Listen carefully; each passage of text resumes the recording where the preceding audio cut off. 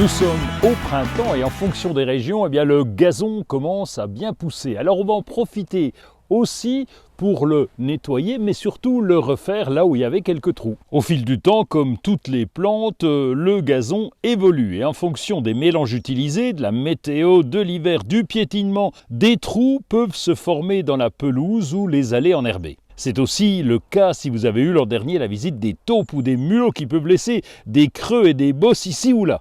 Une bonne méthode pour se tordre les pieds. On profite donc du printemps pour corriger tout ça et on va commencer par tondre régulièrement un peu partout. Ensuite, on va étaler la terre fine, ou mieux encore si vous avez un compost, c'est d'utiliser les parties les plus décomposées et les étaler correctement sur le terrain.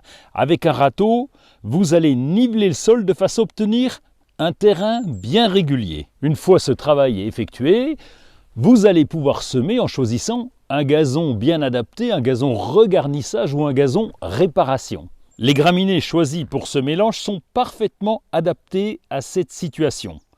La boîte semoir vous permet de bien répartir les semis sur la terre. Théoriquement, il faut environ une graine par centimètre carré pour avoir par la suite un gazon bien dense. Inutile de mesurer bien sûr, c'est juste une estimation pour avoir une idée de la quantité à semer. Une fois les semences en place, on va ratisser afin d'enfouir les graines dans le sol. Ensuite, l'idéal serait de passer le rouleau. Mais bon, on n'a pas toujours un rouleau à la maison. Si la surface n'est pas trop importante, eh bien vous allez plomber le sol. Plomber, c'est un terme technique de jardinier qui signifie tasser la terre avec le dos du râteau. C'est ce qu'on fait pour les graines en général au potager et ça permet de bien tasser les graines contre la terre. Une fois ce travail effectué, vous pourrez arroser généreusement. Le top est de préparer le sol la veille d'un jour de pluie afin d'économiser l'eau du robinet ou surtout des récupérateurs. Et après, on va attendre que le gazon pousse, ça se fera progressivement.